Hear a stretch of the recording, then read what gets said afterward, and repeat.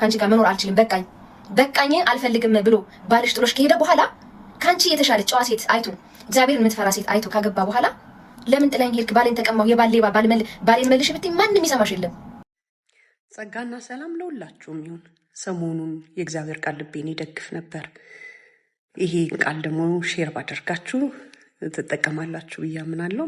ከሰሞኑ ብዙዎቻችሁ እንደተመለከታችሁት በተለያዩ ማህበራዊ ሚዲያዎች ላይ መነጋገሪያ የነበረውና በተለይ ደግሞ ቲክቶክ በተሰኘ ማህበራዊ ገጽ ላይ በአሜሪካን ሀገር የምትኖር በጌታ የተወደደች እህታችን ፋሲካ የተባለች ጠንካራ የወንጌል አርበኛ የሆነች ሴት ብዙዎቻችሁ እንደምታውቁት ወደ አሜሪካም ከመሄዷ በፊት በኢትዮጵያም ያለች በረሆቦት አርት ሚኒስትሪ ውስጥ በመሳተፍ የተለያዩ መንፈሳዊ ፕሮግራሞችን ታቀርብ ነበር።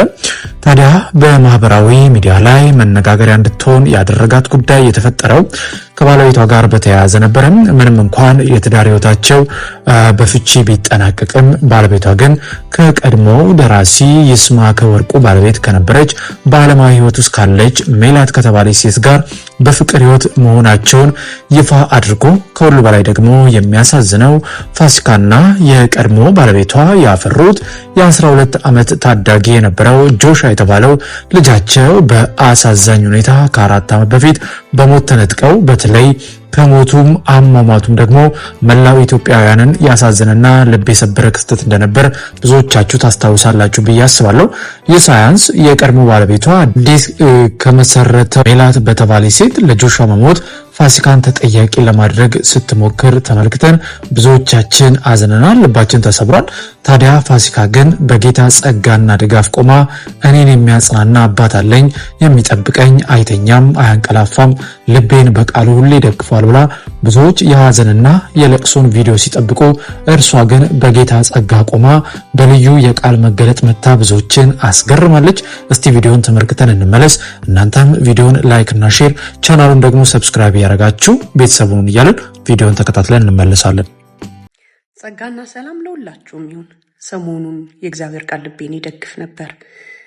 ይሄ ቃል ደግሞ ሼር ባደርጋችሁ ትጠቀማላችሁ ብዬ አምናለሁ። ምክንያቱም የእግዚአብሔር ቃል ጠቃሚ ነው።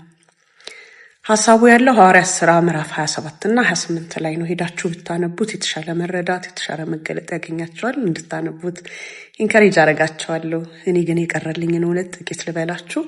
ስለ ጳውሎስ ነበር ማነበው። ጳውሎስ ጌታ ኢየሱስ ክርስቶስ እንግዲህ ከተገለጠለት ጀምሮ ስለዚህ እውነት ነበር የሚናገረው።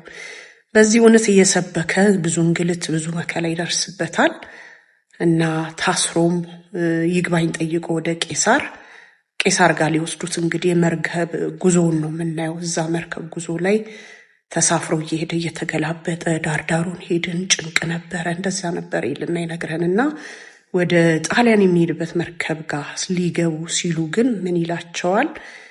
እናንተ ሰዎች ሆይ ይህ ጉዞ በጥፋትና በብዙ ጉዳት እንዲሆን አያለው። ጥፋቱ በገዛ ህይወታችን ነው እንጂ በጭነቱና በመርከቡ ብቻ አይደለም ብሎ መከራቸው ይላል። ተው አሁን የምንሄድበት ጉዞ ጥሩ አይደለም እያለ በመንፈስ አይቶ ይነግራቸዋል ማለት ነው። ባለራዕይ አይደለ? ሰማይ እየገለጠ እያሻገረ የሚያሳይ እውነት ያለው ሰው ነው እና ይህን ሰው ግን አልተቀበለውም ነበር። መቶ አለቃው ከሱ ይልቅ ካፒቴኑን አመነ። መርከቡን በደንብ የሚነዳው ሰው ያላስጠነቀቀን ይህ ማን ነው ይመስላልና በዛ ጉዞ እንግዲህ እሱን ሳይሰሙ ይገቡና ይሄዳሉ።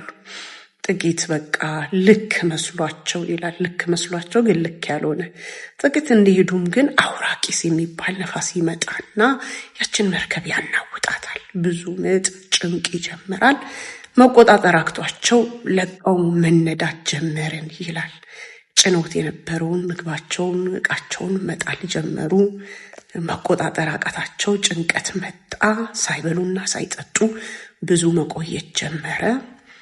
በዚህ ሁኔታ ውስጥ እያሉ እንደገና ጳውሎስ እንዲህ አላቸው፣ እናንተ ሰዎች ሆይ ሰምታችሁኝ በሆነ ኖሮ ከጠርሴስ እንዳትነሱ ይህንንም ጥፋትና ጉዳት እንዳታገኙ ይገባችሁ ነበር። አሁን ግን አይዟችሁ ብዬ መክራችኋለሁ። ይህ መርከብ እንጂ ከእናንተ አንድስ እንኳን አይጠፋምና የእርሱ የምሆን ደግሞ የማመልከው የእግዚአብሔር መልአክ በዚህ ሌሊት አጠገቤ ቆሞ ነበርና እርሱም ጳውሎስ ሆይ አትፍራ፣ በፍጹም ቄሳር ፊት ልትቆም ይገባሃል ብሎኛል። ስለዚህ ከእናንተ ማናችንም አንሞትም፣ በቃ የተናገረኝን እንዲያደርግ እንዲያምናለሁ እያለ በዛ ነውጥ ሁሉ በቃ ተስፋ ቆርጦ ሞት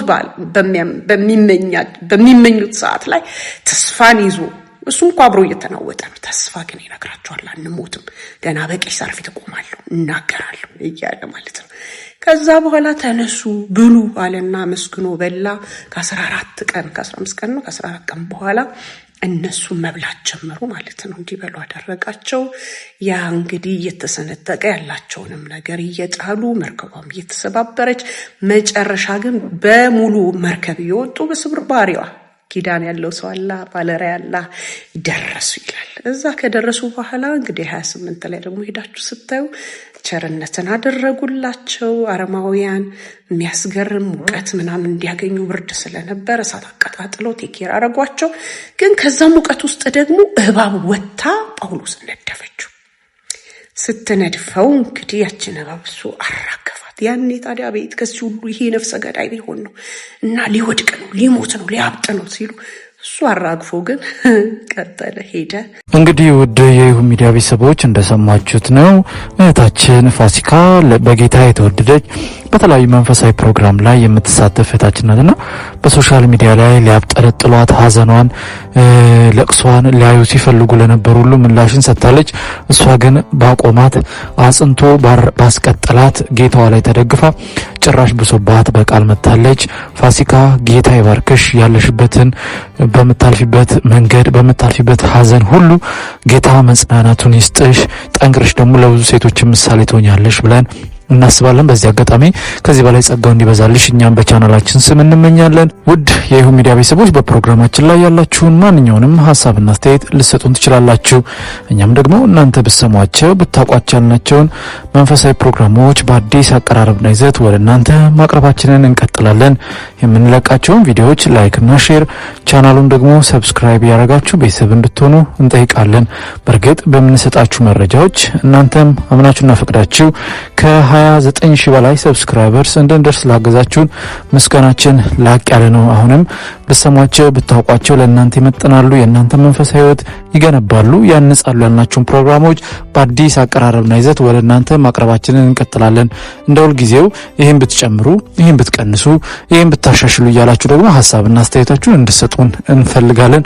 በእርግጥ በእናንተ ሀሳብና ድጋፍ ነው እዚህ የደረስነውና በቅርቡ 30 ሺህ 40 ሺህ 50 ሺህ ያለን 100 ሺህ አልፈን ትልቅ ቤተሰብ እንደምንመሰርት እናምናለን። እንደዚሁም ደግሞ እኛም በፕሮግራሞቻችን ላይ የተለያዩ ፖድካስቶችን፣ ብሎጎችን እንደዚሁም አንዳንድ ሰዎች እንዴት ጌታን እንዳገኙ ከምን አይነት ህይወት እንደወጡ የሚያሳዩ ፕሮግራሞችን ለእናንተ ለመስራት እየተዘጋጀን ነውና ጌታ ፈቃዱ ቢሆንና ብንኖር በእንደዚህ አይነት ፕሮግራሞችም የምንገናኝ ይሆናል። በሚቀጥለው በሌላ ፕሮግራም እስከምንገናኝ በያላችሁበት የዓለም ጥግ የጌታ ሰላምና ፍቅር ከሁላችሁ ጋር ይሁን። በዚሁ ተሰናበትን። መልካም ጊዜ ይሁንላችሁ።